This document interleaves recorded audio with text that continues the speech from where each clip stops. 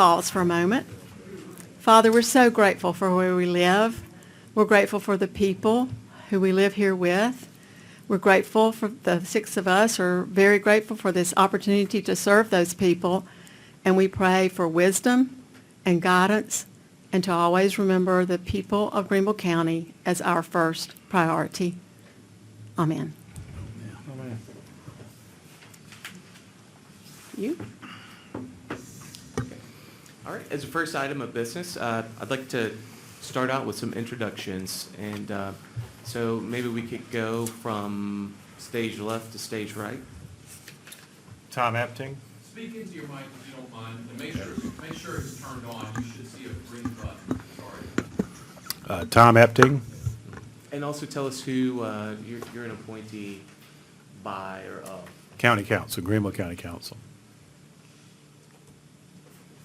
I'm Ray Lattimore, appointed by Greenville County Council. I'm Hunter Howard, appointed by one of the city representatives, particularly from the Golden Strip area. I'm Keith Smith. I've been appointed by 2 of the cities, the city of Greer and Travelers Rest. And I'm Gay Sprague. I was appointed by the city of Greenville. Hi, I'm Lisa Stevens, and I was appointed by Greenville County Council. And also a few key staff. My name is T. Coker. I'm an assistant county administrator for planning and development. I'm Keisha Gamble, assistant county administrator for engineering and public works. And I'm Kim Wonder. I'm an assistant county attorney. So what I'd like to do to start off our evening is to go through a staff presentation. So what we have prepared for you is really 3 parts. One is very brief, and I'll cover this material. It's what we call defining the challenge. We all know that roads are an issue, so what this section does is outline some of the key issues and get into some of the details to help us all understand, what those existing conditions are, what the challenge is.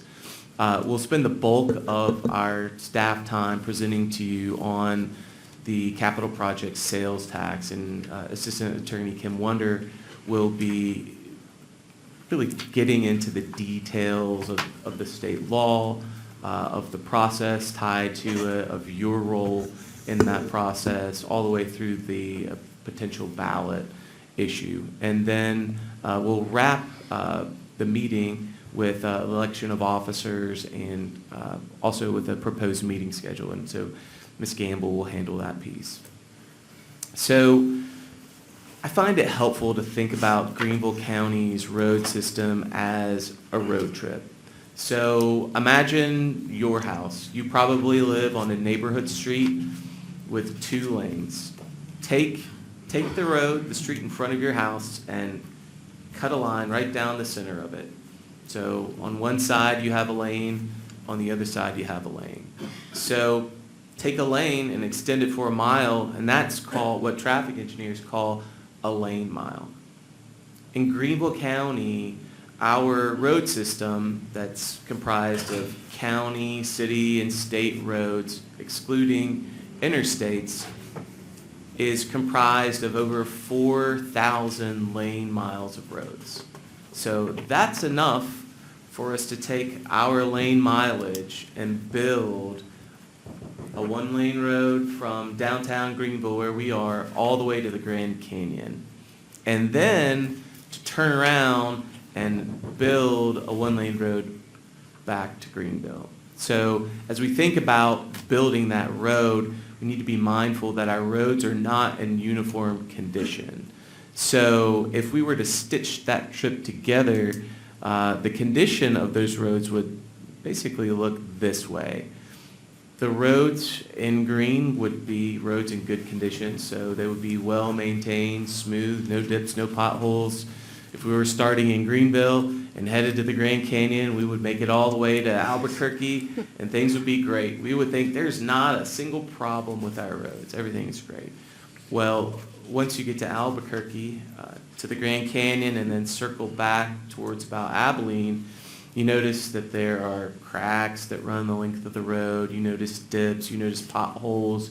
Now, these are all things that can be fixed. They're cracks that can be sealed, potholes that can be filled, roads that can be resurfaced without much muss or fuss. But once we hit Abilene and head back to town, we're thinking this is the worst road trip ever, because these roads are in what traffic engineers or road engineers call poor condition. So these are the roads that are in such condition that the only way to bring them back to good condition is to literally grind them down and then rebuild them from the ground up. And so this is the county's road inventory. So about 60% are in poor or fair condition, but only about 40% in good. So that's what we're looking at in terms of the quality of our inventory. As we think about safety, the South Carolina Department of Public Safety keeps all records related to roadway crashes. They have a great online tool. Anyone can use it, and they aggregate data. So the most recent data set that's been aggregated by Department of Public Safety is from the years 2017 to 2021. Now, I mentioned that we have over 4,000 lane miles of roads.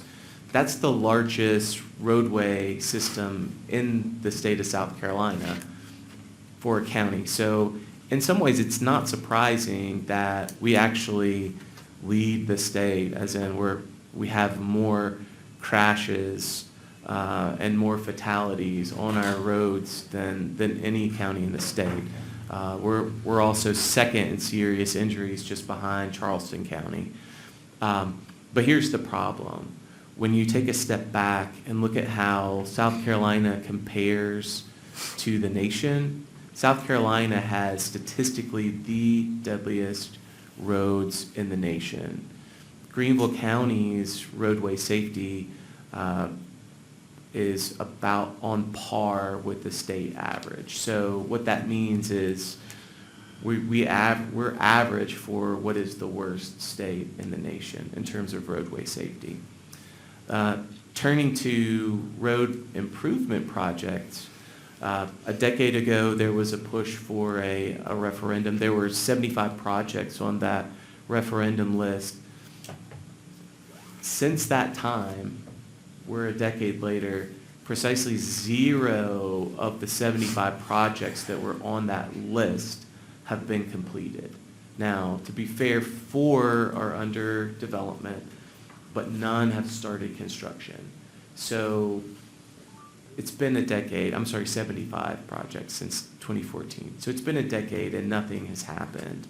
And then I'm sure most of you are familiar with GPATS, which is our Regional Transportation Planning Group Authority.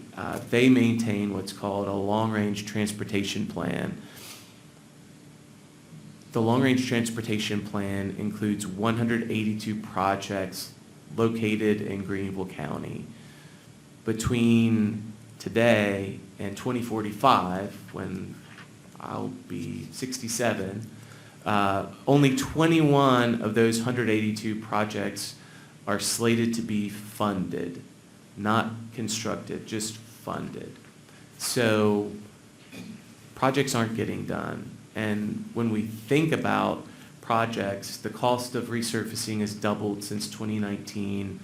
When we think about key roadway improvement projects, we're looking at least $1 billion for road improvements. If we were to take that road trip and turn it to all green lane miles, that would be about $2 billion.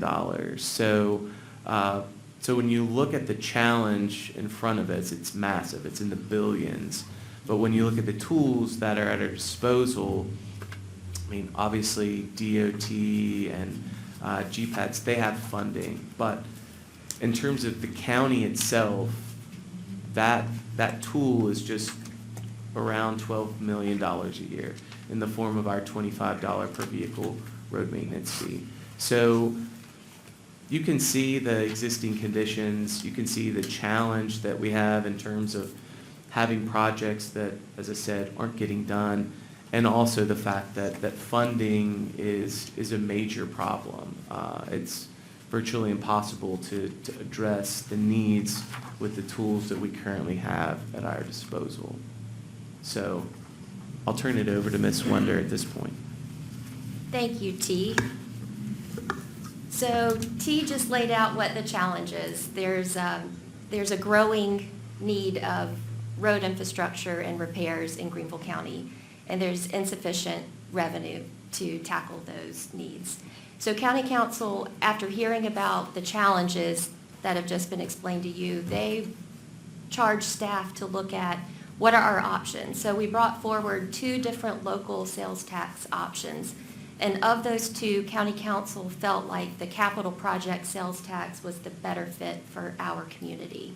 So we're going to explain the state law, weave in some of our county resolutions, and the whole goal is to succinctly explain to you what is the commission supposed to do. And Kim, can I just note that we do have a couple of county council people with us tonight, and I just want to thank them for their leadership and appreciate their being with us. Thank you.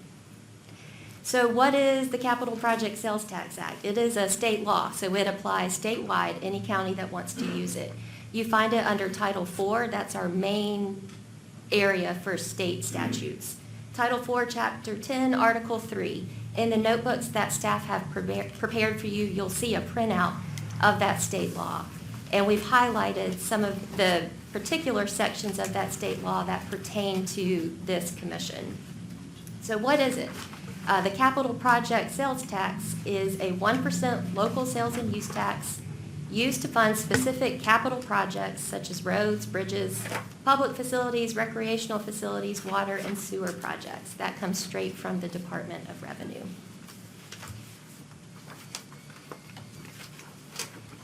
Where is it used? This map shows you that the capital project sales tax is used all across the state. Actively right now, there are 22 counties who have some form of this sales tax being imposed. And I will add that this law came on the books in 1997, so it's been there for a while. So of those 22 counties we just showed you, 3 of the counties use it exclusively for road projects. That's going to be Spartanburg to our north, York County, who was the first and the most successful, and then Horry County. So how does this capital project sales tax work? What is it? It is imposed by county council, so it's imposed by an ordinance of county council, but it only goes into effect if approved by the voters in a general election. If it is passed by the voters, collections will start on May 1st, and it's collected by the South Carolina Department of Revenue, and quarterly they will distribute the funds back to Greenville County. This is all if passed. So how is the tax applied? This is a local tax, local sales tax. It would only be charged in Greenville County. It would only be collected for up to 8 years in 2-year increments, and it's used only for the projects or the purposes that are listed on the ballot. This specific tax excludes unprepared foods, which is state statute way of saying groceries. It excludes prescription medication and gasoline for your car. So, under state law, what are capital projects? There's a wide variety of capital projects, and we've highlighted a few examples here. You've got highways, roads, street, bridges, parking garages. You can do recreational facilities, civic buildings. You can do courthouses. You can build jails. If you're on the coast, you can use these funds for beach renourishment and dredging. So there's a lot of variety. The state law is pretty broad, but it allows each county and each community to tailor the needs for their community. How is the capital project sales tax initiated? This is where this commission comes in. So it is initiated by county council creating a 6-member commission. All the commissioners must be residents of Greenville County. 3 are appointed by county council. The other 3 are appointed by the municipalities, and that's pursuant to a state law formula. So here's the big show today. What does the commission do? The commission considers proposals for funding capital projects. You formulate the ballot question, and then you submit the ballot question to county council. Sounds doable when you break it down that way. And we've cited the state law below. The commission created pursuant to this section must consider proposals for funding capital projects within the county area. The commission then formulates the referendum question that is to appear on the ballot. So now we're going to get into the specific needs of Greenville County. So what is it? County Council has expressed their legislative intent, and they expressed that in a resolution, and I summarized here what is it that County Council wants this commission to do. So they wanted you to hold your first meeting by April 8th. Here we are today. They asked that this 6-member body choose a chair, a vice chair, and a secretary. And then they asked that this body have further meetings, enough meetings, until you can develop a referendum question. They want you to approve the referendum question through a resolution and send it to County Council by May 31st.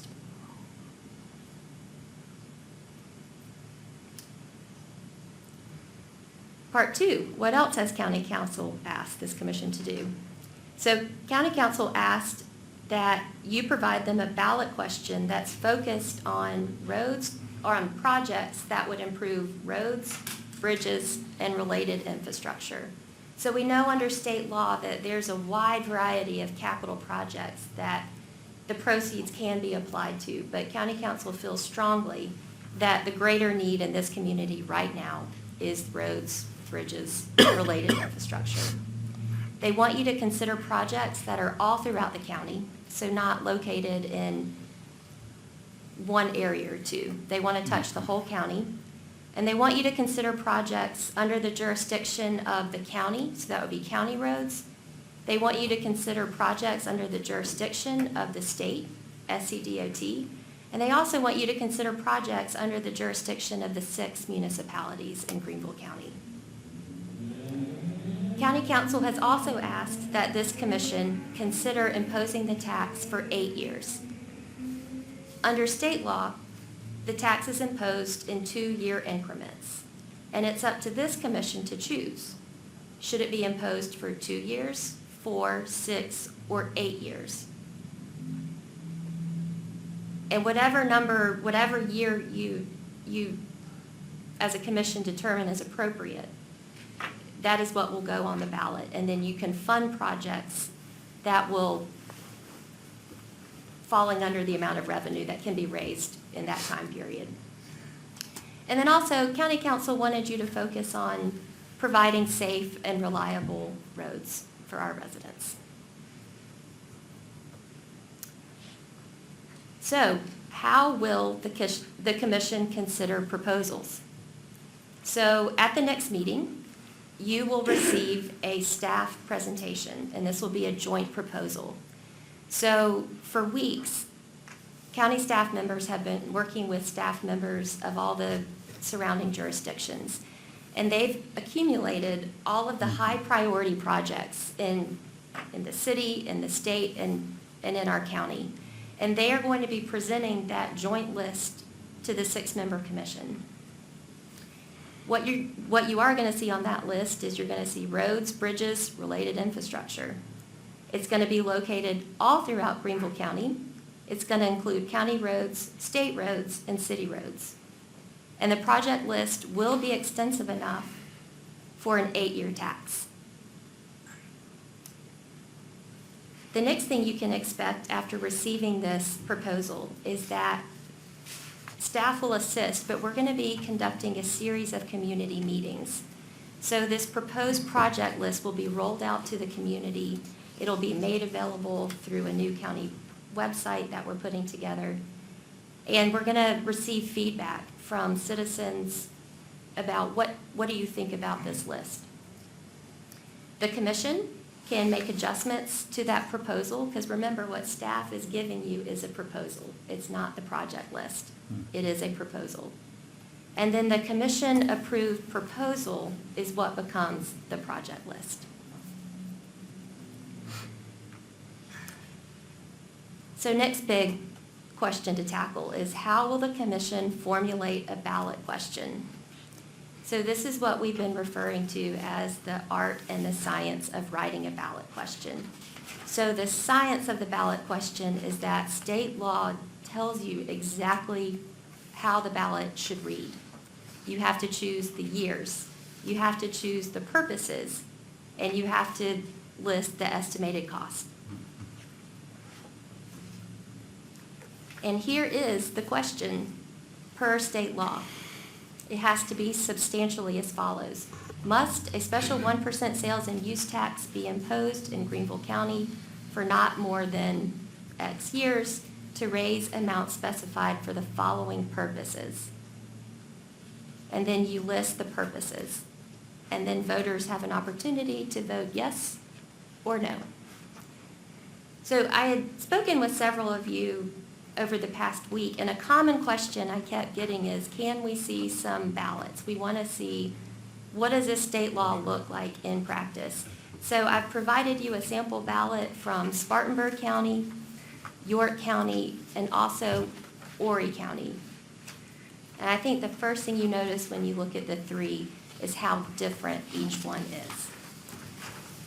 So even though state law tells us exactly how the ballot question reads, when we talk about the art of writing the ballot, this is the opportunity for the commission to decide what are the needs of the community and what's going to be on that ballot, what capital projects are we going to fund.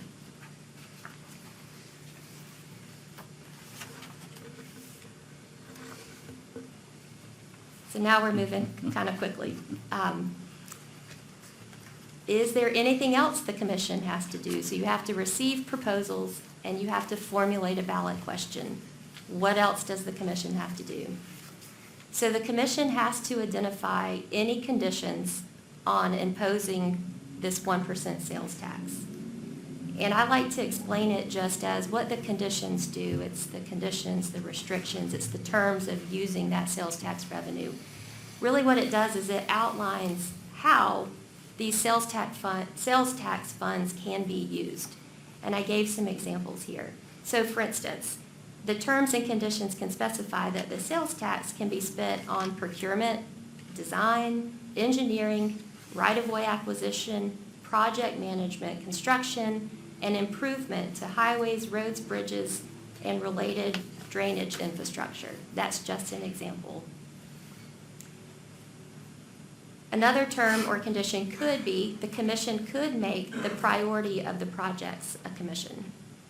So I think we're anticipating that the joint proposal is going to contain many, many projects, all very important across the community.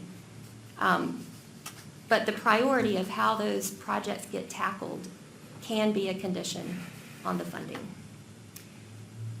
And then the last point is that the commission can also build flexibility into this program by the terms and conditions. So we're going to hit some unforeseen circumstances. We could be pursuing a corridor project, an intersection, and you discover wetlands. And it just takes time to work through that unforeseen circumstance. So the terms and conditions can be also built in flexibility.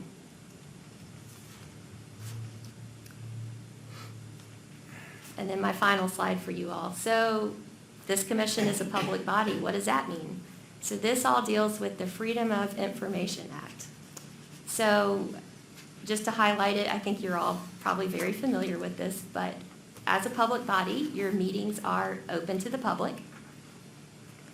A meeting of this commission is a quorum. So that means 4 of the 6. Anytime 4 of the 6 of you get together, that is a meeting of the commission. All of your meetings have to be noticed at least 24 hours in advance, and then your meetings need to have minutes. Now, you've got a whole slew of staff members here who will support you in this, We will notice your meetings, we'll put together agendas, we'll receive feedback. We are here to make this easy. In fact, we're here to make this job as easy for you as you would like. I know it's intimidating to think that you have to formulate a ballot question, but there's no expectation that the commission is going to be writing the ballot yourself. We have got a team of attorneys, project engineers, or project managers and engineers who will assist you in that endeavor. So now I'm going to cover the proposed meeting schedule. It's a very aggressive schedule because you do have a deadline of May 31st. So we're at our first commission meeting, and our next meeting is scheduled for April 23rd, followed by our first public meeting on April 30th. We will have a series of public meetings throughout the county, going through the first week of May. And then we'll have our third commission meeting on May 13th, and a final meeting scheduled for May 28th. On the next commission meeting on April 23rd is where you will receive your proposals that talk about the projects that are being proposed. So at the public meetings, this is where you will receive public input about the projects. They will be held throughout the county to give people opportunities so that everyone doesn't have to come downtown for a meeting if they would like to stay closer to home. The third meeting, you will be taking in all the information, discussing that information, what you have seen in the proposals as well as what you have received from the public comment. And then in that final meeting, you will be hopefully drafting your ballot question and preparing to send it to council.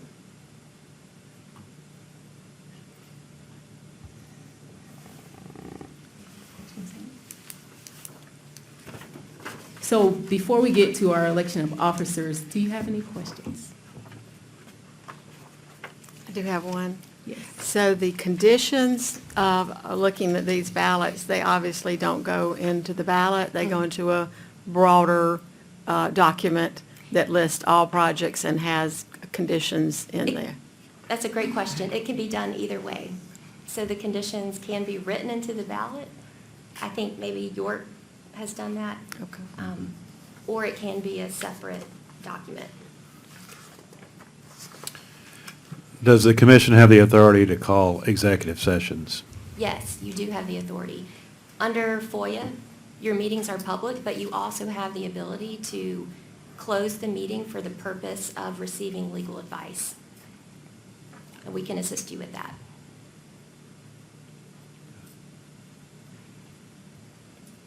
Other questions? You'll have another opportunity in just a few minutes. So we're going to move into our elections.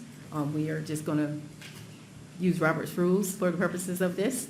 So our first election will be for chair, and we do have ballots.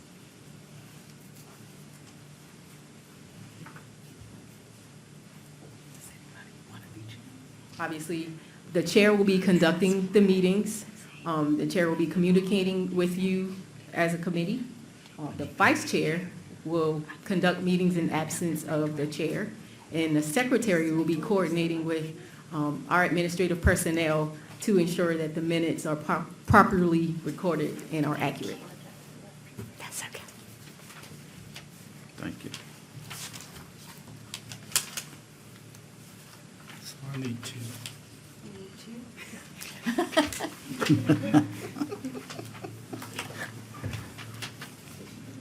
Oh, my.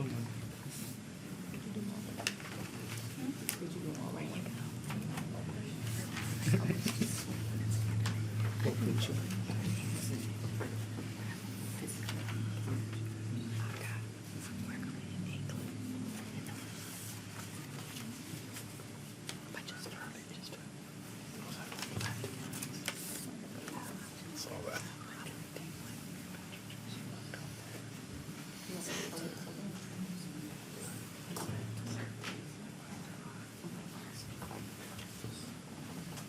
Chief.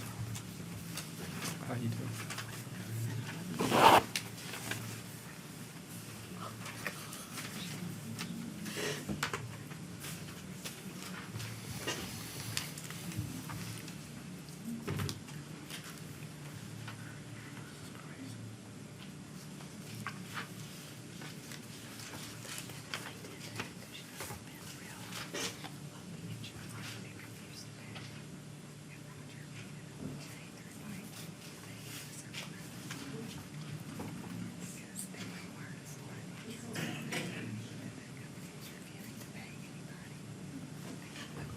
And we're happy to announce that Mr. Lattimore has been selected the chairman of the commission. Congratulations. Okay. Congratulations, sir. Our next selection will be for vice chair.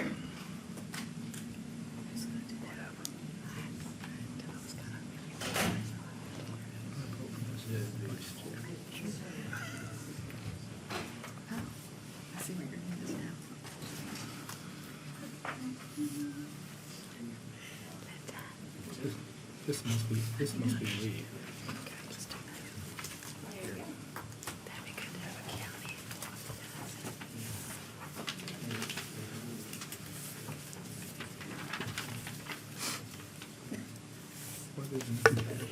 We don't dilly-daddle around up here. That's one of my words, dilly-daddle.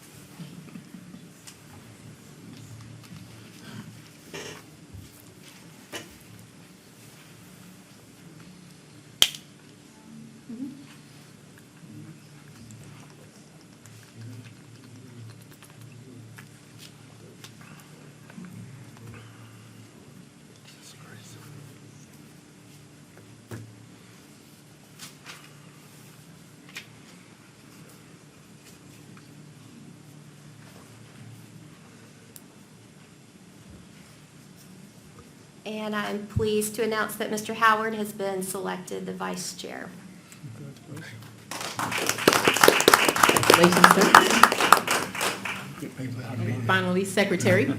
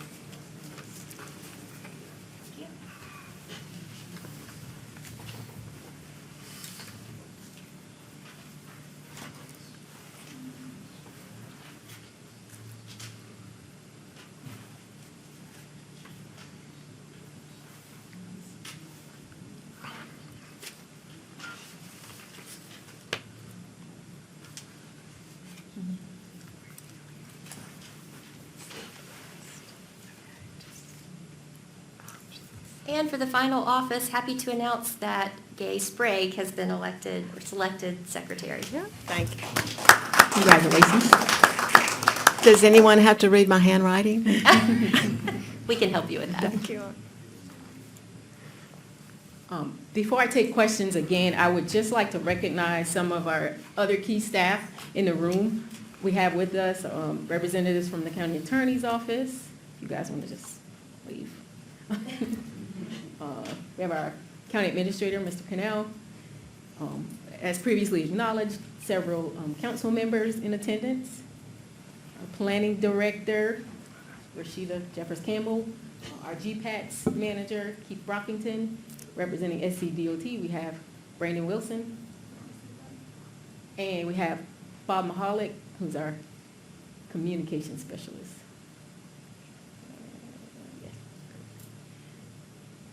We are pleased to announce that we have launched our website that will be the repository for information for this commission, www.greenvillecountyroads.com. You can use the QR code or just type that in. And that site will be updated live, well, after you guys meet, each time you meet, information that has been shared or anything that has been generated will be uploaded to that site. Questions? Just a quick one. The next meeting, where you're going to present us with a proposal that is a compilation of what you've received. Tell us a little bit about how you're going about pulling that together and what it's going to look like.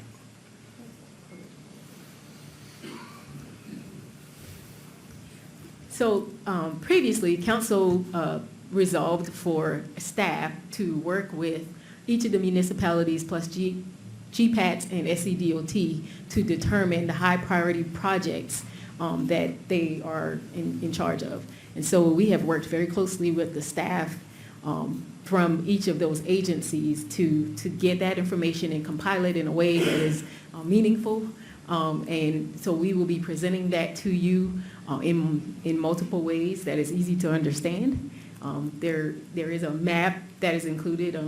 You can actually access it through the website that has some of the information, some of the projects on there already. So it will be comprehensive, but all together in one package. And y'all will provide what you recommend in the way of recommended priorities, or are they just going to be a list? Well, there will be prioritized in a manner that makes sense. However, the commission's purview is to prioritize those in a way that you see fit.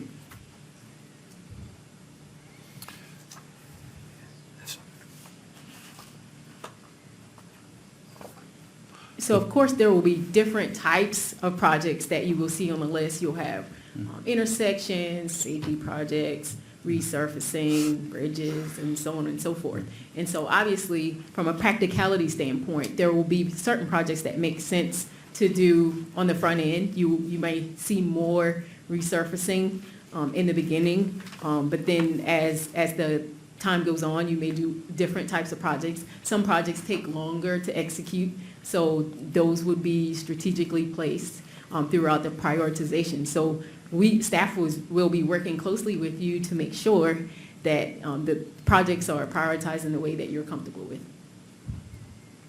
Can we and will we receive that information prior to the next meeting? Yes, we can do that. In addition, can you send us the minutes of this meeting here, plus this PowerPoint presentation here? as well, Absolutely. So we can have it. Yes. Thank you, Mr. Chairman. Yeah, thank you. You guys will be approving those minutes at your next meeting. Where will the public meetings be located? Well, we haven't determined the location. However, we will be having meetings in the Golden Strip area, in the Travelers Rest area, in the Greer area, and then a more centrally located area. Thank you. And then you will, when you make the presentation, you'll talk to us about how the priorities were set. Yes. What the basis of them are. Yes. Do we know what time our commission meetings are going to be? Are they always going to be in this room at this time? Yes, we are planning for them always to be at 5:30 unless you guys choose to do a different time. Okay. And I'm assuming the public meetings then will be in the evening, so most people can Yes. attend and that kind of thing? Yes, ma'am. Okay.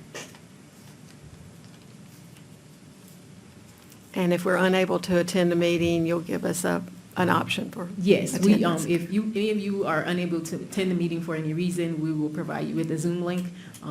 You guys have busy travel schedules, so we tried very hard to work around those, but we will provide that option for you.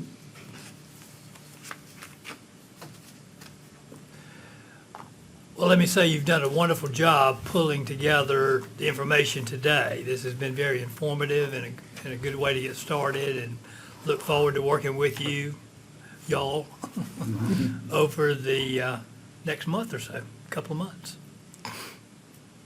Mr. Chairman, if you would like to adjourn the meeting? Is there a motion for adjournment? So moved. Second? Second. All in favor, signify by saying aye. Aye. We adjourn. Thank you. Good job. I'm working hard for the month. We're ready. Well, thank you for your vote of confidence.